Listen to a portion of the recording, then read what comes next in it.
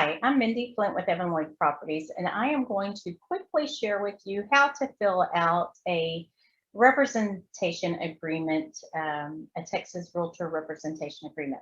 So this is specific to the Evan Lloyd Properties brokerage. You might want to get with your broker and see if they have any other requirements or different requirements, but in general, it's all going to be the same. You're going to put your client's name underneath client information. Under the broker, the agent's name goes right here. So this would be agent's name. And then you're going to put the agent's phone number and the agent's email along with the rest of the brokerage information. So you would put your phone number and your email because this is the form you're going to give your clients, and they will have a copy of this. And if they refer back to this paper, you want them to see your number on it and call you with any questions or email you with any questions. You really don't want them emailing the brokerage. So the agent's phone number and the agent's email go in this paragraph.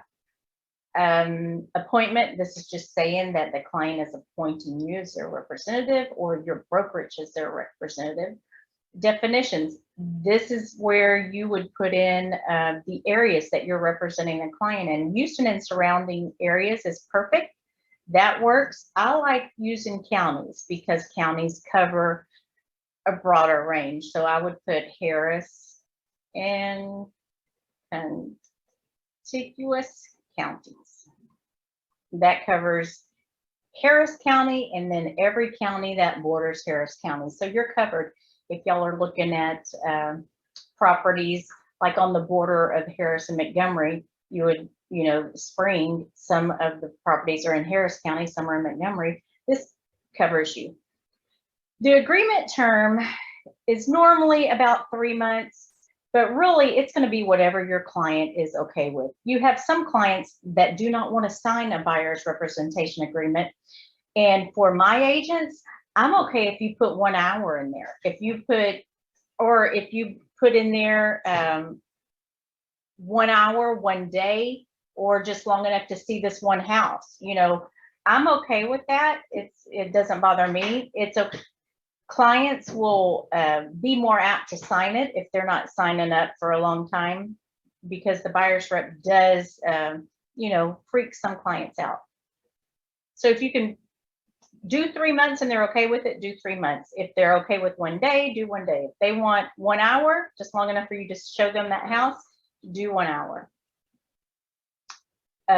Name of employer relocation company. I particularly do not work with employer relocation companies. Not that I won't, it's just that I haven't. So that's always going to be NA. You want to not leave any blanks if possible. So always put NA on any blank in your contract.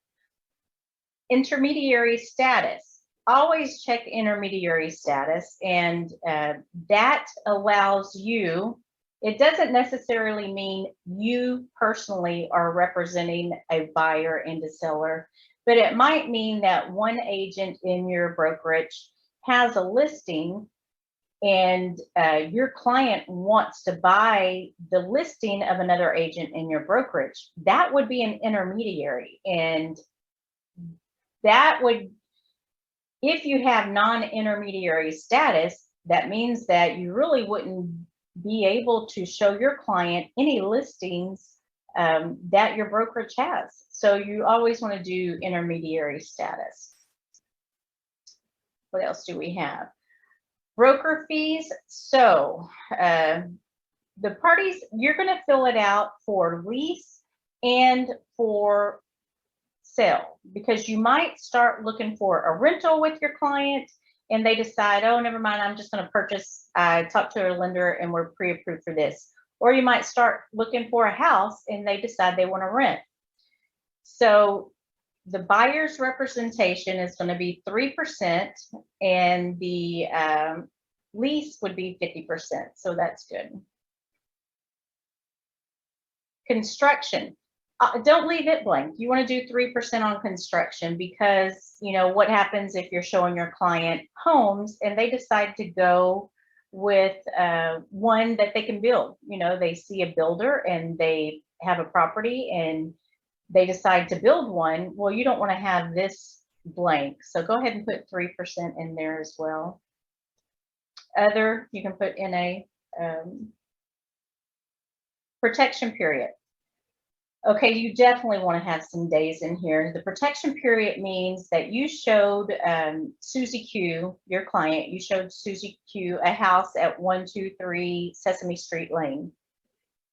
Susie Q says, hey, I don't like that house. I'm going to wait. Your buyer's rep with them expires the next day. But after that, Susie Q goes directly to the listing agent and says, hey, you know, I saw this house, but I'm no longer represented. I will buy with you if you give me a kickback of 1% towards closing costs. The protection period means that you're covered. Any house that you have shown Susie Q during the representation agreement, you are covered. If she buys that house, this is saying you're going to get your money. You're going to get your 3% for doing your job because you showed her the house. But now that you're out of contract, you know, she goes back and buys it, you know, is not good. So I like putting a protection period of 365 days. I mean, that covers you. You know, so I would do 365 days. You can do 120 days. But definitely you want to have a protection period. All amounts are payable in Harris County because that's where the brokerage is established. Addenda, you definitely want to have an IABS attached.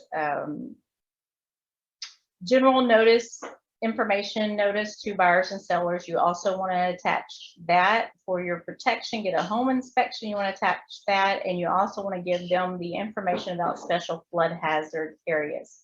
You know, information, you might give them information about concerning property insurance. And so all of those are good addenda to give your buyer when you're getting them to fill out the buyer's representation agreement. And that is basically about it.